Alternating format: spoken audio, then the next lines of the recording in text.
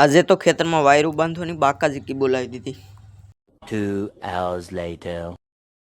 Hello મિત્રો, જય દ્વારકાધીશ. મારા મિની વ્લોગમાં તમારું સ્વાગત છે. હું તમારો પ્રિય વિશાલ મકવાણા. આજે અમે આવી ગયા હતા ખેતરે અને ખેતરને ફરતે થાંભલી ખોડી અને વાયર બાંધવાનો હતો, એટલે અમે આવી ગયા હતા વાયર બાંધવા. આ ખેતર મારા દાદાનું છે, જેમાં ઘઉં વાયેલા છે, અને સામેનું ખેતર મારું છે, જેમાં જવાર વાયેલ છે. અમારા ખેતરને ખૂણે ભૂતળા દાદા છે, જ્યાં અમારે અગરબત્તી અને નારિયેલ ફોડવાના હતા. પછી હું નારિયેલ ફોડવા બાંધી ગયો. અગરબત્તી કરી અને નારિયેલ ભાંગ નાખ્યા હતા, અને હવે આપણે જઈએ ખેતરમાં કામ કરવા. મારા પપ્પા તો થાંભલી માટે ખાડો ગોડવાય બાંધી ગયા હતા. 2 ખાડા મારા પપ્પાએ ગોડી નાખ્યા હતા, અને 1 ખાડો મેં ગોડી નાખ્યો હતો. બીજા ગોડવાના બાકી હતા. ફાઇનલી મિત્રો, એક હેઠે મેરે ખાડા ગોડાઈ ગયા હતા, અને બીજી હેઠે મેરે ખાડા ગોડવાના બાકી હતા.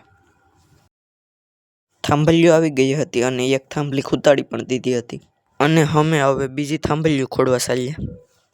બધી થાંભલીઓ પૂરી થઈ ગઈ હતી, અને 1 થાંભલી ઘટી એટલે હું લઈ આવ્યો. એક હેઠે મેરે થાંભલી ખોડાઈ ગઈ હતી, એટલે અમે વાયરું બાંધવાનું કામ ચાલુ કર્યું. વાયરને ખેંચવામાં તો થાંભલી જ તૂટી ગઈ. તૂટેલી થાંભલી હવે નવી ખોડી નાખી હતી, અને હવે અમે વાયર બાંધવાનું કામ પાછું ચાલુ કરી દીધું હતું.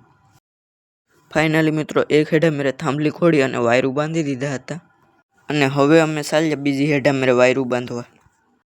અને મિત્રો, આ હેઠે મેરે થાંભલા હતા, એટલે થાંભલી ખોડવાની જરૂર નથી, એટલે આ હેઠે મેરે ડાયરેક્ટ વાયર બાંધી દીધો.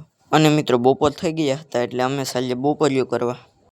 તો મિત્રો, બપોરિયું કરી લીધું હતું, અને સામેની હેઠે મેરે થાંભલી ખોડી અને વાયરું બાંધવાના હતા, એટલે અમે અમારો ઓજાર લઈ અને પૂગી ગયા. ફાઇનલી મિત્રો, આ હેઠે મેરે પણ થાંભલી ખોડી અને વાયરું બાંધી દીધા હતા. અને મિત્રો, સવારે લસણમાં પાણી વાળવાનું હતું. જે નાકા ખુલ્લા હતા તે હું પાવડો લઈને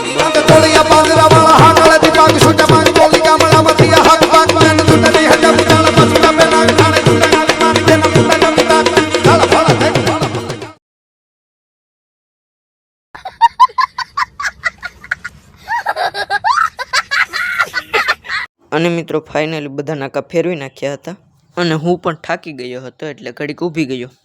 અને મિત્રો, અહીંયા મારો મિની વ્લોગ પૂરો થાય છે. તો હવે આપણે મળીએ નેક્સ્ટ વ્લોગમાં.